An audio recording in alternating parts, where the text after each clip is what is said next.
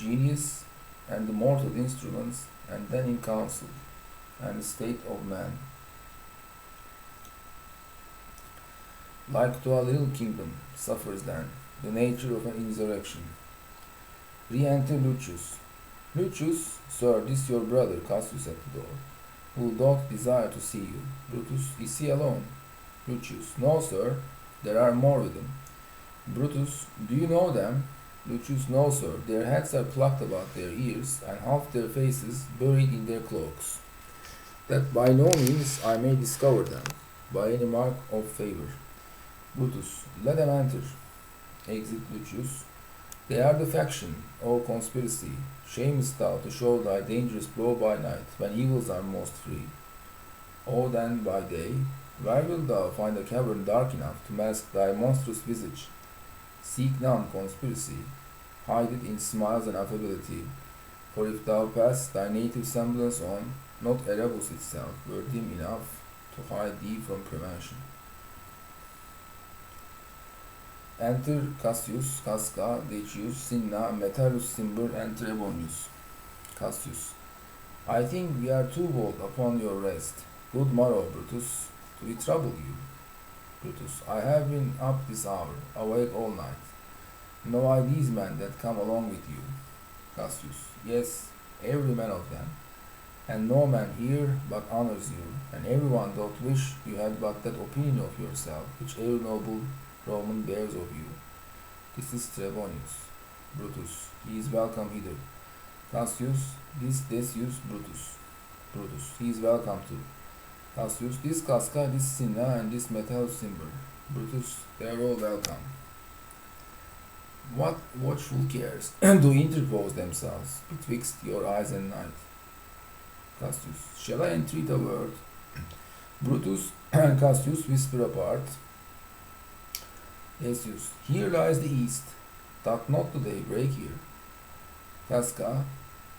No. Cinna. Oh, pardon, sir, it does. And yon grey lines that fret the clouds are messengers of day. Casca. You shall confess that you are both deceived. Here, as I point my sword, the sun arises, which is a great way growing on the south, weighing the youthful season of the year. Some 2 months hence, up higher toward north, he first presents his fire, and the high east stands as the capital directly here. Brutus, give me your hands all over, one by one. Cassius, and let us swear our resolution. Brutus, no, not an oath. If not the face of man, the sufferance of our souls, the time's abuse, if these be motives weak, break off betimes, and everyone hands to his idle bed, so let high-sided tyranny range on, till each man drop by lottery. But if these, as I am sure they do, bear fire enough to kindle coverts, and to still with valor the melting spirits of women, then, countrymen, what need we any spur but our own cause to prick up to redress? What other want than secret Romans that have spoke the word, and will not palter? And what other oath than honesty to honesty engaged, that this shall be, or we will fall for it?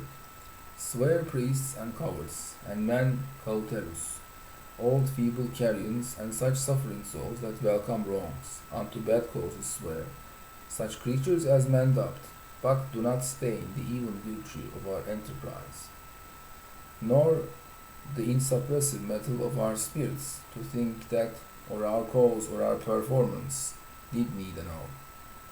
When every drop of blood that every Roman bears, and nobly bears, is guilty of a several bastardy, if he do break the smallest particle of any promise that had passed from him. Cassius. But what of Cicero? Shall we sound him? I think he will stand very strong with us. Casca. Let us not leave him out. Cinna. No, by no means. Metellus. Oh, let us have him, for his silver hairs will purchase us good opinion.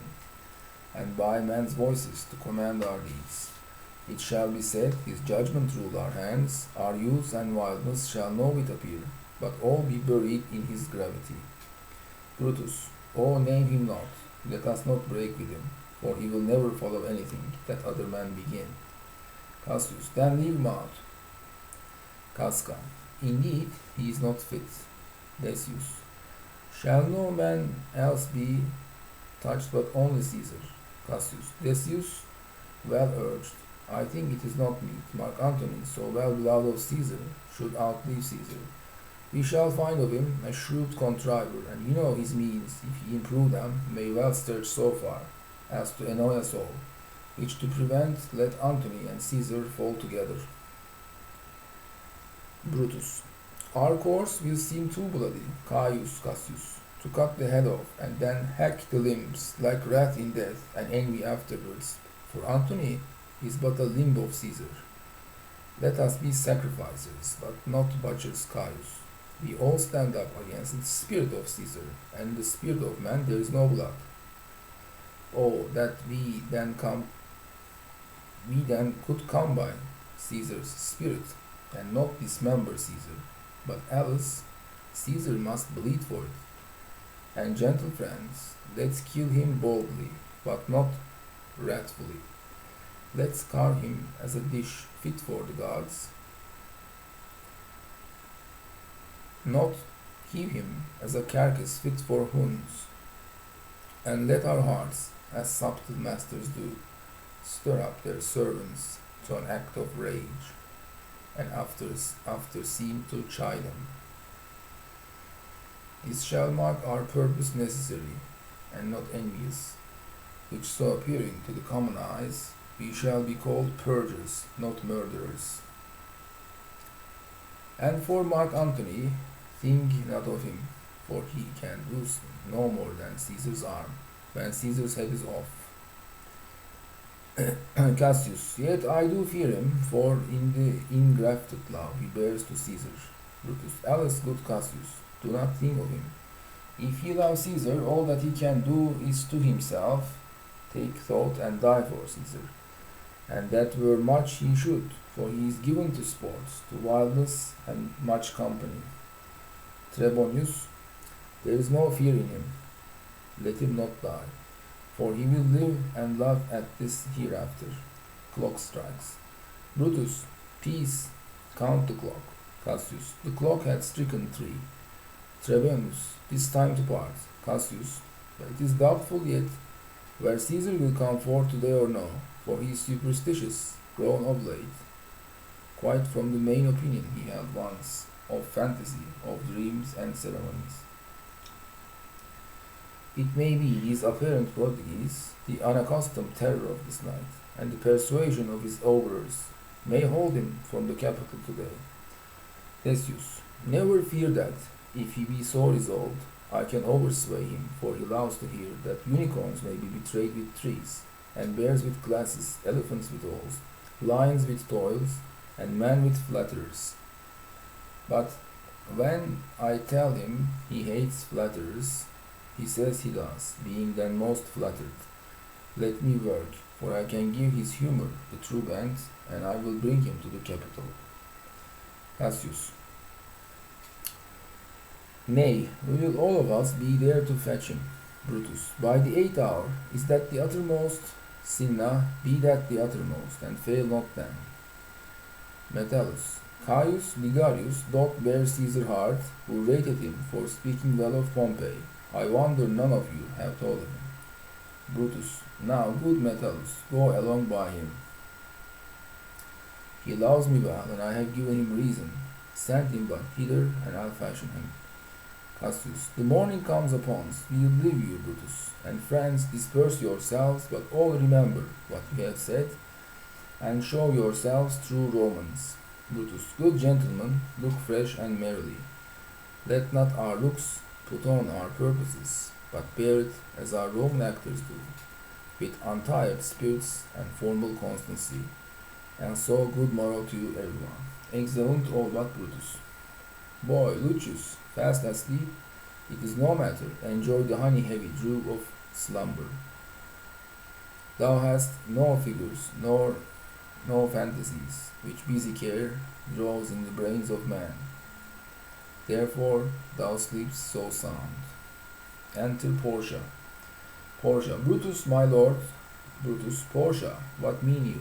Wherefore rise you now? It is not for your health thus to commit your weak condition to the raw cold morning. Portia. Nor for yours neither. You have ungently, Brutus, stole from my bed, and yesternight at supper you suddenly arose and walked about, musing and sighing, with your arms across. And when I asked you what the matter was, you stared upon me with ungentle looks. I urged you further. Then you scratched your head, and too impatiently stamped with your foot. Yet I insisted, yet you answered not, but with an angry wasture of your hand, gave sign for me to leave you. So I did, fearing to strengthen that impatience which seemed too much enkindled, and withal hoping it was but an effect of humour which sometime had his hour with every man.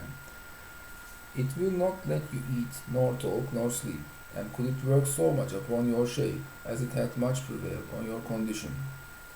I should not know you, Brutus, dear my lord. Make me acquainted with your cause of grief. Brutus, I am not well in health, and that is all. Portia. Brutus is wise, and were he not in health, he would embrace the means to come by it. Brutus. Why, so I do. Good Portia, go to bed. Portia. Is Brutus sick, and is it physical to walk unbraced and suck up the humours of the dank morning?